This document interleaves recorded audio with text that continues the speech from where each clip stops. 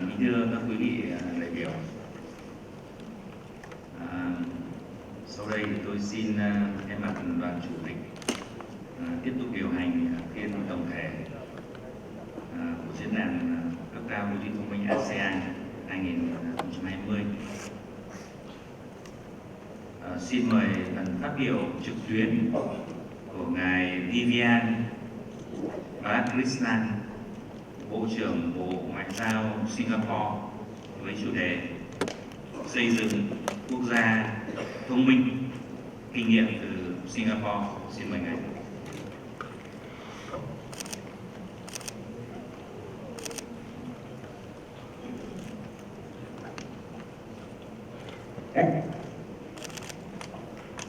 Excellencies, distinguished guests, ladies and gentlemen.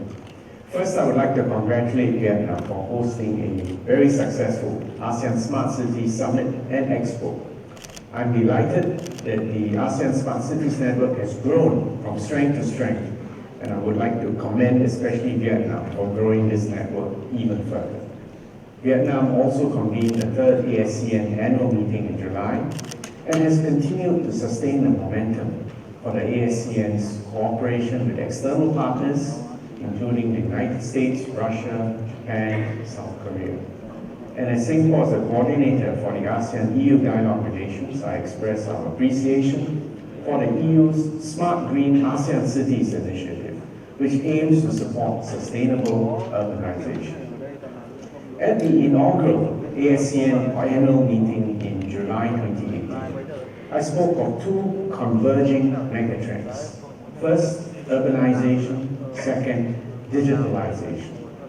In fact, the COVID-19 pandemic has accelerated the changes brought about by these two megatrends.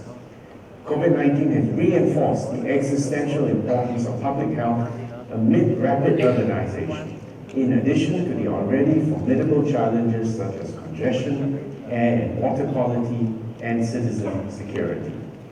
Smart and innovative solutions must play a key role in this endeavor.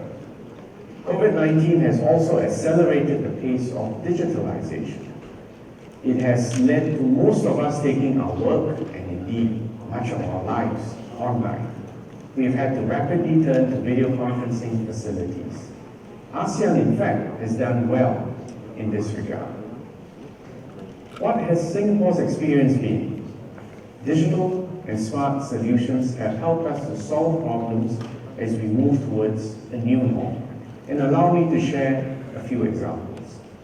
One, to quickly disseminate accurate information to the public. We publish daily updates on the COVID-19 situation through the government.sg official WhatsApp channel. We also established web portals such as FluGoWare and MaskGoWare to provide information on public health preparedness clinics and mass collection exercises, respectively. Two, to aid our contact tracing efforts, we developed the Trace Together program, which utilizes Bluetooth technology to identify people who have been in close proximity with an infected person. We also developed the Safe Entry, a national check-in, check-out system so that the public can register their entry into buildings, restaurants, parks, and other public places. These two tools have greatly accelerated the work of our contact tracers and enabled them to quickly contain the outbreaks rapidly. Third, to boost community preparedness and confidence. For instance, with temperature taking becoming an everyday routine, we deployed various temperature scanning solutions at workplaces and commercial spaces to help with this effort. Our COVID-19 response is also about tools that address the economic and social consequences of the pandemic, not just health alone. We set up one-stop web portals to help people find public assistance programs and to assist businesses with coping with the manpower and workplace-related challenges. We have also stepped up efforts to help businesses, especially our SMEs, to embrace the digital transformation. In short, COVID-19 has demonstrated the need for us to redouble our digitalization and smart city development efforts. And here I would like to emphasize 3 critical I's in smart city development. First I, infrastructure. Second, inclusivity. Third, interoperability. So let's deal with the first, infrastructure. Singapore was able to leverage on technology swiftly and efficiently to augment our response to COVID-19, only because our prior investments in ICT infrastructure, capabilities and engineering talents over many years. In terms of hard infrastructure, we rolled out fiber to every home and office 10 years ago, preparing for an always-on, always-connected world. We've worked closely with industry to build up a national digital identity platform and e-payments infrastructure. For example, PayNow, or Singapore's Quick Response Code, SGQR for short. These enable our citizens to transact with each other and with the government in an easy, seamless, and secure manner, while enabling businesses to accelerate their own respective digital transformations. Second, inclusivity. Smart city development must ensure that digital services are accessible and inclusive and ensure that nobody is left behind. Even in this day, not every single person has a smartphone or computers or broadband access. And I mentioned the Trace Together app, part of Singapore's contact tracing program. We developed a token, which is a standalone physical device that works in exactly the same way as the app, so that even those without smartphones will have access to the protection from this digital contact tracing. This attitude has helped us to bridge the gap for the digitally excluded. Third, interoperability. As we develop various apps and deploy various solutions, interoperability is critical. A whole suite of digital solutions can be overwhelming and sometimes confusing for our citizens unless we streamline our efforts and explore how solutions can complement and work with each other. I mentioned the SGQR code earlier in Singapore's e-payment landscape. We rolled out a single common SGQR code compatible with more than a dozen e-payment systems. These are principles that we can apply not just at the national level, but also at the regional level.